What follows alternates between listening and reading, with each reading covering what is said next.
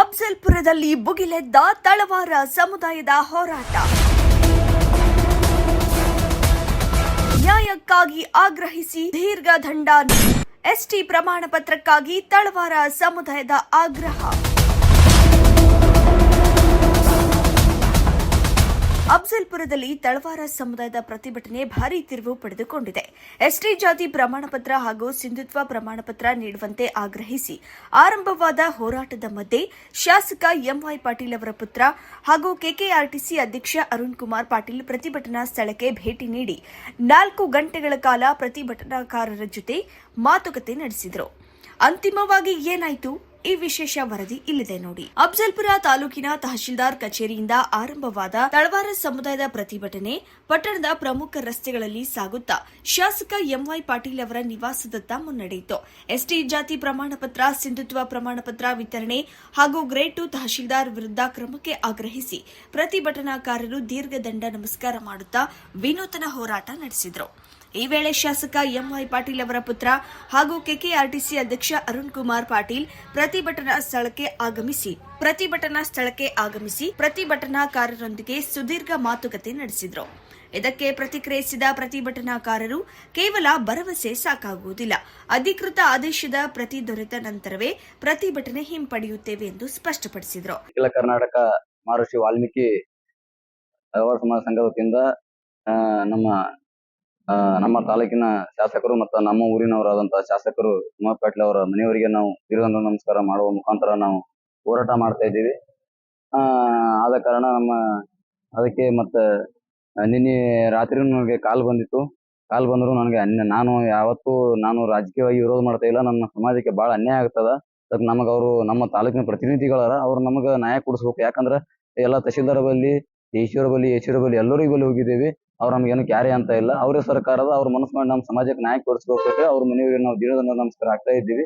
ಆದ್ರೆ ಇವತ್ತು ಎಲ್ಲ ಸಮುದಾಯದ ನಮ್ಮ ಹಲವಾರು ಸಮಾಜ ಇಷ್ಟೇ ಅಲ್ಲ, ಎಲ್ಲಾ ಸಮುದಾಯದ ಮುಖಂಡರು ಮತ್ತು ಗೆಳೆಯರು ಎಲ್ಲರೂ ಸಪೋರ್ಟ್ ಮಾಡ್ರಿ. ಅವರಿಗೂ ನಾನು ನನ್ನ ವತಿಯಿಂದ, ನನ್ನ ಸಮಾಜ ವತಿಯಿಂದ ಅವರಿಗೆ ತುಂಬ ಧನ್ಯವಾದ ಹೇಳ್ತೀನಿ.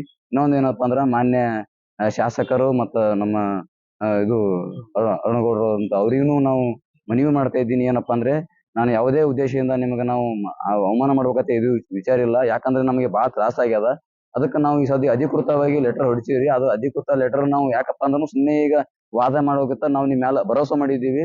ಯಾಕಪ್ಪ ಅಂದ್ರೆ ನೀವು ನಮಗೆ ಭರೋಸೆ ಮುಖಾಂತರ ನಮ್ಗೆ ನಾಳೆಗೆ ನೀವು ಜಿಲ್ಲಾಧಿಕಾರಿ ಮೀಟಿಂಗ್ ಮಾಡಿ ಅದು ಏನದು ದಾಖಲಾತಿ ಪ್ರಕಾರ ನಮ್ಮ ನ್ಯಾಯ ಕೊಡಿಸ್ತಿರತ್ತ ಅನ್ನೋ ಭರೋಸೆ ಮೇಲೆ ನಾವು ಈ ಹೋರಾಟ ಇಲ್ಲಿ ತಾತ್ಕಾಲಿಕವಾಗಿ ಬಿಟ್ಟಿದ್ದೇವೆ. ಅದಕ್ಕೆ ನೀವೇ ನಮ್ಮ ಇಲ್ಲಿ ನಮ್ಮ ತಾಲೂಕಿನ ಶಾಸಕರು ಇದ್ದೀರಿ, ಮತ್ತೆ ನೀವು ನಮ್ಗೆ ಏನಾದ್ರು ಮಾಡಿ ನಮ್ಮ ನ್ಯಾಯ ಕೊಡಿಸ್ಬೇಕಂತೇಳಿ ನಾವು ನಿಮ್ಮ ಮೇಲೆ ಭರೋಸೆ ಮಾಡಿ ಈ ಹೋರಾಟವನ್ನು ಇಲ್ಲಿಗೆ ತಾತ್ಕಾಲಿಕವಾಗಿ ಇದು ಮಾಡ್ತಾ ಇದ್ದೀನಿ. ನಮ್ದು ಏನದರಿ, ಈಗ ಯಾಕಪ್ಪ ಅಂದ್ರ ನಾವ್ ಒಂದೇ ಮಾತು ಹೇಳ್ಬೇಕಪ್ಪ ಅಂದ್ರ, ಈಗ ನಾವು ಹೋಗೋದು ಶಾಸಕರ ಮನೆಗೆ ಹೊಂಟಿದ್ದೇವೆ. ಅವರೇ ಬಂದಿದ್ದಾರ. ಈಗ ಅವ್ರು ಭರೋಸೆ ಮಾಡ್ಯಾರ, ಅವ್ರಿಗೆ ವಿಶ್ವಾಸ ಮಾಡಿದ್ದೀವಿ. ಅವ್ರು ಯಾಕಂದ್ರೆ ವಿಶ್ವಾಸ ಮಾಡ್ಯಾರ, ನಾವು ಅವ್ರಿಗೆ ಒಂದ್ಸಲ ನಂಬಲೇಬೇಕಾಗ್ತದೆ. ನಮ್ಮ ಸಮಾಜಕ್ಕೆ ನ್ಯಾಯ ಕೊಡಿಸೋದು ಭರೋಸೆ ಅದ. ಅದಕ್ಕಾಗಿ ನಾವು ಹೋರಾಟ ತಾತ್ಕಾಲಿಕ ಹಿಂಪಡೆದೀನಿ. ಯಾಕಪ್ಪ ಅಂದ್ರೆ ಅವ್ರ ಮನೆಗೆ ಅವ್ರ ಬಳಿ ಹೋಗ್ಬೇಕಲ್ಲ. ಈಗ ಬಂದಾರ, ನೋಡಮ್ಮ, ಈಗ ವಿಶ್ವಾಸ ಮಾಡಿದೆವು, ತಾತ್ಕಾಲಿಕವಾಗಿ ಅದಕ್ಕಾಗಿ ಆದಷ್ಟು ಜಲ್ದಿ ಅವ್ರ ಮೇಲೆ ನಾವು ಮನವಿ ಮಾಡ್ತಾ ಇದ್ದೀನಿ. ಅಷ್ಟೇ ಗೌಡ್ರಿಗೆ ಪ್ರತಿಭಟನಾಕಾರರು ಇದು ಹೋರಾಟದ ಅಂತ್ಯವಲ್ಲ, ತಾತ್ಕಾಲಿಕ ವಿರಾಮ ಮಾತ್ರ. ಶೀಘ್ರದಲ್ಲೇ ತಡೆ ಹಿಡಿದಿರುವ ಎಸ್ಟಿ ಜಾತಿ ಪ್ರಮಾಣ ಪತ್ರ ಮತ್ತು ಸಿಂಧುತ್ವ ಪ್ರಮಾಣ ಪತ್ರಗಳನ್ನ ವಿತರಿಸಬೇಕು ಎಂದು ಒತ್ತಾಯಿಸಿದ್ರು. ಅಫ್ಜಲ್ಪುರ ತಾಲೂಕಿನಲ್ಲಿ ಯಾಕೆ ಹೋರಾಟ ಮಾಡ್ತಾ ಇದ್ದೀರಿ? ಇಲ್ಲಿದೆ ಯಾಕ? ಎಲ್ಲರಿಗೂ ಮಾಡ್ಬೇಕಲ್ಲ.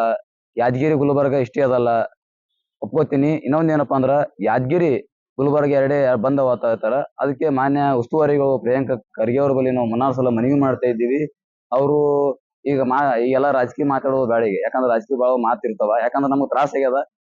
ನಾವು ಮನೆಯವ್ರು ಬಂದಾಗ ಅವ್ರಿಗೂ ನಾವು ಮಾತಾಡಿದೆವು. ಏನ್ ಮಾತಾಡಿದ್ವಿ ಸರ್, ನೋಡ್ರಿ 2 ವರ್ಷ ಆಯ್ತಪ್ಪ, ಅಲ್ಲಿ ಬೆಳಗಾವದಲ್ಲಿ CM ಸಂಗಟ ಸಿದ್ದರಾಮಯ್ಯ ಅವರು ಇದ್ದಾಗ ನಾವೆಲ್ಲ ಮೀಟಿಂಗ್ ಮಾಡಿವಲ್ಲ, ನಿಮ್ದೇ ಅದ ಟೆಕ್ನಿಕಲ್ ರಿಶೋತ್ ಹೇಳ್ತಾರ ಮಾನ್ಯ ಉಸ್ತುವಾರಿ ಸಚಿವರು ಪ್ರಿಯಾಂಕ ಖರ್ಗೆ ಅವರು. ನಾವೇನಂದ್ವಿ, ಸರ್ ನೀವು ಟೆಕ್ನಿಕಲ್ ಹೇಳ್ತೀರಿ, ಮತ್ತೆ ಯಾದಗಿರಿ ಗುಲ್ಬರ್ಗ ಬಿಟ್ಟು ಬೇರೆ ಕಡೆ ಕೊಡ್ತಾ ಇದ್ದಾರಲ್ಲ, ಯಾಕೆ ಅಲ್ಲಿ ಟೆಕ್ನಿಕಲ್, ಇಲ್ಲೇ ಟೆಕ್ನಿಕಲ್ ಅದ. ಇನ್ನೊಂದ್ ಏನಪ್ಪಾ ಅಂದ್ರ, ಇಲ್ಲೇ ದಾವಣಗೆರೆ ಒಳಗ ಕೊಡ್ತಾರ, ಸೋನ ಒಳಗ ಕೊಡಲ್ಲ. ನೋಡ್ರಿ ಎಷ್ಟು ವಿಚಿತ್ರ. ಇದೆಂತ ರಾಜ್ಯ, ಇಂಥ ಸಂವಿಧಾನ. ನಮ್ಗೆ ಯಾಕೆ ತ್ರಾಸ ಆಗತ್ತಂದ್ರ, ನಮ್ಮ ಅಫ್ಜಲ್ಪುರ ತಾಲೂಕಿನಲ್ಲಿ ನೌಕರಿ ಬಂದಿರ್ತದ. ಸಾಲಿ ಕಲ್ತು ಖರ್ಚು ಮಾಡಿ ಓದು ಬರದ್ದು ನೌಕರಿ ಬಂದಿರ್ತದ. ಹಿಂದುತ್ವ ಕುಳ್ಳವ್ರ ಬಿಟ್ಟಿಗೆ ಅವ್ನ ಜೀವನ ಹಾಳೈತ್ರಿ. ಇದಂತ ಪರಿಸ್ಥಿತಿ. ಎಷ್ಟು ತ್ರಾಸ ಆಗ್ಲಿಕ್ಕಿಲ್ಲ. ಯಾಕಂದ್ರೆ ನಮ್ಮ ಸಮಾಜಕ್ಕೆ ರಾಜಕೀಯ ಶಕ್ತಿ ಇಲ್ಲ, ಆರ್ಥಿಕವಾಗಿ ಎಲ್ಲರೂ ಹಿಂದುಳಿದೈತಿ. ಇಷ್ಟೊಂದು ಸಮಸ್ಯೆ. ನಾವು ಯಾವುದೇ ಉದ್ದೇಶ ನಾವು ಯಾರಿಗೂ ವಿರೋಧ ಮಾಡ್ತಿಲ್ಲ, ಯಾರಿಗ ಮನಸ್ಸು ನೋವು ಮಾಡಿಸ್ತಿಲ್ಲ. ನಮ್ಗೆ ಅನ್ಯಾಯ ಆಗ್ತದೆ, ತ್ರಾಸ ಆಗ್ಲಕತ್ತದ. ನಾ ಇನ್ನೊಂದ್ಸಲ ಮತ್ತೊಮ್ಮೆ ಅರುಣ್ ಮನವಿ ಮಾಡ್ತಾ ಇದ್ದೀನಿ. ನೋಡ್ರಿ, ನಮ್ಮ ತಾಲೂಕು ಪ್ರತಿನಿಧಿಗಳು ನಾವು ಯಾರ ಮೇಲೆ ಭರೋಸೆ ಮಾಡಲ್ಲ. ಯಾಕ ಬೇರೆ ತಾಲೂಕ್ದಾಗ ಕೊಡ್ತಾರೋ ಬಿಡ್ತಾರೋ ಅದು ನನ್ಗೆ ಗೊತ್ತಿಲ್ಲ.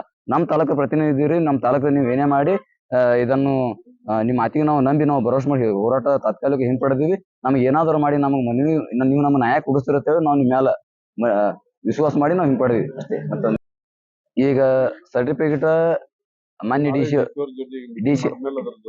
ಸಿ ಅವರು ಮೊನ್ನೆ ರೀಸೆಂಟ್ ಆಗಿ ಹೋದ್ರಲ್ಲ, ಅವರು ಪೂಜಾ ತರುಣಮ್ಮ ಮೇಡಮ್ ಅವ್ರು ಇದ್ದಾಗ ಎಲ್ಲ ಪ್ರಿಯಾಂಕಾ ಖರ್ಗೆ ಅವರ ಅಲ್ಲಿ ಎಲ್ಲರೂ ಎಲ್ಲ ತಾಲೂಕು ಶಾಸಕರು ಎಲ್ಲರೂ ಕಲ್ತಿ ಒಂದು ಸುತ್ತಲೆ ಹೊಡ್ಸಿದ್ರು. ಆ ಸುತ್ತಲೆ ನಾನು ಅಫಜಲ್ಪುರ ತಾಲೂಕಿನಲ್ಲಿ ಹೋರಾಟ ಇಟ್ಕೊಂಡಿದ್ದೆ. ಆದ ಕಾರಣ ಸುತ್ತಲೆ ಬಂದ್ಮೇಲೆ ಮತ್ತೆ ಹಿಂಪಡೆದ್ಮೇಲೆ ಮತ್ತೆ ಇಲ್ಲಿ ಗುಲ್ಬರ್ಗದೊಳಗೆ ಒಂದು 4 ಇನ್ಕಮ್ ಟ್ಯಾಕ್ಸ್ ಕೊಟ್ಟ ಮೇಲೆ ನಾವೇನ್ ಮಾಡಿದೆವು, ಆಟೋಮೆಟಿಕ್ ಚಾಲು ಆಗ್ತಿತ್ತದು.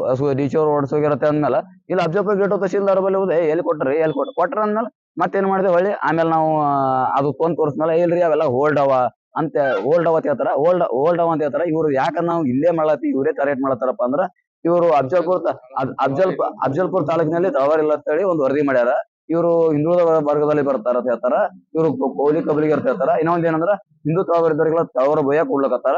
ಅದಕ್ಕೆ ಆಧಾರ ಯಾವುದೇ ದಾಖಲಾತಿ ಇಲ್ಲಾರ್ದೆ ಅವ್ರ ಮೇಲೆ ಸೂಕ್ತ ತನಿಖೆ ಆಗ್ಬೇಕು. ಇನ್ನೂ ಒಂದು ನಂದು ಏನೋ ಮನವಿ ಅದಪ್ಪ ಅಂದ್ರೆ, ನಾನು ನಮ್ಮ ತಾಲೂಕಿನ ಮೊದಲ ಸರ್ಟಿಫಿಕೇಟ್ ಕೊಡ್ಬೇಕು. ಬಟ್ ನೆಕ್ಸ್ಟ್ ಒಂದ್ ಏನದ, ಇವ್ರು ಗ್ರೇಟರ್ ತಹಶೀಲ್ದಾರ್ ಅವರು ಎಲ್ಲೇ ಹೋಗ್ಲಿ, ಅವ್ರ ಎಲ್ಲೇ ಟ್ರಾನ್ಸ್ಫರ್ ಅಲ್ಲಿ ಏನೇ ಆಗಲಿ ಅವ್ರ ಮೇಲೆ ಸೂಕ್ತ ತನಿಖೆ ಆಗ್ಬೇಕು. ನಾನು ಅದೊಂದೇ ಆಗ್ರಹ ಅದ. ಇವ್ರು ಯಾವ್ದ್ರ ಮೇಲೆ ನಮಗ ಅಫಜಲ್ಪುರ ತಾಲೂಕು ತಳವಾರಿಲ್ಲ ತಯಾರ ಇಡೀ ರಾಜ್ಯನೇ ಬೆಚ್ಚ ಬೀಳುವಂತ ವಿಷಯ ಅದ. ನೀವೇನ್ ಮಾಡತ್ತೀರ? ಅಫಜಲ್ಪುರ ತಾಲೂಕು ತಳವಾರ ಸಮಾಜದವರು ನಮಗ್ ಬೈಲಿಕತ್ತಾರ. ಯಾಕಪ್ಪ ಅಂದ್ರೆ ಅನಿವಾರ್ಯ ಅದ. ಎಲ್ಲರೂ ಬಿಟ್ಟು ಇವೇ ಹಾಕೊಳ್ಸ್ರು. ಏನ್ ಮ್ಯಾಗಿನ ಸರ್ಕಾರ ಅದ, ಏನ್ ಸುತ್ತಲೇ ಅದ, ಬೇಕಲ್ಲ ನಮಗ. ಅದಕ್ಕಾಗಿ ನಮ್ದು ಯಾವುದೇ ರೀತಿಯಾದ ಕಾನೂನಾತ್ಮಕವಾಗಿ ದಾಖಲಾತಿ ಮುಖಾಂತರ ನಾನು ಇನ್ನೊಂದು ಏನು ವಿಚಾರ ಮಾಡ್ತೀನಿ, ಇವ್ ಯಾರೇ ಬಂದ್ರು ಅವ್ರಿಗೆ ನೀವು ಮನಸ್ಸು ಮಾಡಿದಾಗ ಕುಡಿಸ್ಬೋದ್ರಿ ಗೌಡ್ರ. ಯಾಕಪ್ಪ ಅಂದ್ರೆ ಇನ್ನೊಂದು ಏನಂದ್ರ, ಎಲ್ಲೇ ದಾಖಲಾತಿ ಪ್ರಕಾರ ಎಲ್ಲಿ ಬಿ ನಮಗ ಅವ್ರಿಗೆ ನೈಟ್ ಎತ್ತ ಕೊಡುವಂತನೇ ಅದ. ಒಂದು ಮಧ್ಯಂತರ ಕೋರ್ಟ್ ಆದೇಶ ಬಿ ಅದ, ಅದನ್ನು ಕೊಡುವಂತದ. ನಮಗ್ ಇಂತಲ್ಲಿ ಉರುಬಳ ತಲ್ಲತಾರ. ನೀವು ಹಿಂದುಳಿದ ವರ್ಗದಲ್ಲಿ ಅವ್ರಿಗೆ ಬರ್ತಾ ಹಿಂದುಳಿದ ವರ್ಗದಲ್ಲಿ ಬರುವಂತವ್ರ ನಮ್ಮ ದಾಖಲಾತಿ ಪ್ರೂವ್ ಮಾಡ್ರಿ, ನಾವು ನಿಮ್ಗೆ ಕ್ಷಮೆಗೆ ಹೋಗ್ತೀವಿ ಅಷ್ಟೇ. ಒಂದ್ ವೇಳೆ ನೀವು ಸಮಸ್ಯೆಯನ್ನ ಮತ್ತೆ ಇದೇ ತರ ನಿರ್ಲಕ್ಷ್ಯ ಮಾಡಿದ್ರೆ ನಿಮ್ ಮನೆಗೆ ಬೀಗ ಹಾಕ್ಬೇಕಾಗ್ತದೆ. ಅದಕ್ಕೆ ಇವತ್ತು ಎಚ್ಚರಿಕೆಯನ್ನ ಕೊಡ್ಲಿಕ್ಕೆ ಇವತ್ತು ಅಫಜಲ್ಪುರಿಂದ ಹೋರಾಟ ಪ್ರಾರಂಭ ಮಾಡ್ತೀವಿ. ಇವತ್ತು ಏನು ಇಲ್ಲಿರ್ತಕ್ಕಂಥ ಶಾಸಕರು ಏನು ಇಲ್ಲಿರ್ತಕ್ಕಂಥ ಜನಗಳ ಮತಗಳನ್ನ ಪಡೆದು ಇವತ್ತು ಶಾಸಕರಾಗಿದ್ದೀರಿ. ಈ ಸಮುದಾಯದ ನೋವನ್ನ ಸ್ಪಂದಿಸಬೇಕಾಗಿತ್ತು, ಸ್ಪಂದಿಸ್ತಾ ಇಲ್ಲ. ಅದು ಒಂದ್ ಕಡೆ ಆದ್ರೆ, ಇನ್ನೊಂದ್ ಕಡೆ ಇಲ್ಲಿರ್ತಕ್ಕಂಥ ಏನು ತಹಸೀಲ್ದಾರ್ ಅವರು ಅವ್ರದೇ ಆಗಿರ್ತಕ್ಕಂಥ ಒಂದು ಸಂವಿಧಾನವನ್ನ ಮಾಡ್ಕೊಂಡಿದ್ದಾರೆ. ಇವತ್ತು ಈ ಏನು ತಳವಾರ ಸಮುದಾಯಕ್ಕೆ ಎಷ್ಟೇ ಕೊಡ್ಲಿಕ್ಕೆ ಏನು ಕುಲಶಾಸ್ತ್ರ ಅಧ್ಯಯನ ಮಾಡಿ ಅಧ್ಯಯನದ ವರದಿಯೊಳಗೆ ಇಲ್ಲಿ ಎಷ್ಟು ಜನಸಂಖ್ಯೆ ಅಂತೇಳಿ ಏನು ಅದರ ಆಧಾರದ ಮೇಲೆ ಇವತ್ತು ಎಷ್ಟೇ ಸೇರ್ಪಡೆ ಮಾಡಿದ್ದಾರೆ. ಆದ್ರೆ ಇಲ್ಲಿರ್ತಕ್ಕಂಥ ಏನು ಗ್ರೇಟರ್ ತಹಸೀಲ್ದಾರ್ ಅವರಿಗೆ ಅದು ಬೇಕಾಗಿಲ್ಲ. ಅವರಿಗೆ ಅವ್ರದೇ ಆಗಿರ್ತಕ್ಕಂಥ ಒಂದು ಅಧ್ಯಯನ ಮಾಡಿದ್ದಾರೆ ಅಂತ ಕಾಣಿಸ್ತದೆ. ಇಲ್ಲಿ ತಳವಾರ ಯಾರು ಇಲ್ಲ ಅಂತ ಇವತ್ತು ಏನು ಸರ್ಕಾರಕ್ಕೆ ಮತ್ತೆ ಇಲ್ಲಿರ್ತಕ್ಕಂಥ ಎಸ್ಟಿ ನಿಗಮಕ್ಕೆ ಇವತ್ತು ಅವರು ಪತ್ರ ಬರೀತಾರೆ. ಈ ಬೆಳವಣಿಗೆಯೊಂದಿಗೆ ಹಲವು ಗಂಟೆಗಳ ಕಾಲ ನಡೆದ ಪ್ರತಿಭಟನೆ ತಾತ್ಕಾಲಿಕವಾಗಿ ಅಂತ್ಯಗೊಂಡಿದ್ದು, ಸರ್ಕಾರ ನೀಡಿರುವ ಭರವಸೆಗಳು ಯಾವಾಗ ಜಾರಿಯಾಗುತ್ತವೆ ಎಂಬುದರತ್ತ ತಳವಾರ ಸಮುದಾಯದ ಚಿತ್ತ ನೆಟ್ಟಿದೆ. ಒಟ್ಟಾರೆ ಹಲವು ವರ್ಷಗಳಿಂದ ಮುಂದುವರೆದಿರುವ ಎಸ್ಟಿ ಜಾತಿ ಪ್ರಮಾಣ ಪತ್ರದ ಬೇಡಿಕೆಗೆ ಸಂಬಂಧಿಸಿದಂತೆ ಅಫಜಲ್ಪುರದಲ್ಲಿ ನಡೆದ ಈ ಹೋರಾಟ ಹೊಸ ಹಂತ ತಲುಪಲಿದೆ. ಸರ್ಕಾರ ನೀಡಿರುವ ಭರವಸೆಗಳು ಕಾರ್ಯರೂಪಕ್ಕೆ ಬರಲಿವೆ. ತಳವಾರ ಸಮುದಾಯದ ಬೇಡಿಕೆಗಳು ಈಡೇರುವವೇ ಎಂಬುದು ಕಾದು ನೋಡಬೇಕಿದೆ. ಇಂತಹ ನಿಖರ ಮತ್ತು ವಿಶ್ವಾಸಾರ್ಹ ಸ್ಥಳೀಯ ಸುದ್ದಿಗಳಿಗಾಗಿ ಜನಾಭಿಪ್ರಾಯ ಯೂಟ್ಯೂಬ್ ಚಾನೆಲ್ ಅನ್ನು ಸಬ್ಸ್ಕ್ರೈಬ್ ಮಾಡಿ, ವಿಡಿಯೋಗೆ ಲೈಕ್ ಮಾಡಿ. ಇದು ನಿಮ್ಮ ಅಭಿಪ್ರಾಯವನ್ನ ಕಮೆಂಟ್ನಲ್ಲಿ ತಿಳಿಸಿ. ಜನಸಾಮಾನ್ಯರ ಪ್ರತಿಧ್ವನಿಯಾಗಿ, ಸಮಾಜದ ಪ್ರತಿಬಿಂಬವಾಗಿ ಜೆಟಿವಿ ಜನಾಭಿಪ್ರಾಯ ನ್ಯೂಸ್. ಜನಾಭಿಪ್ರಾಯವೇ ನಿರ್ಣಾಯಕ.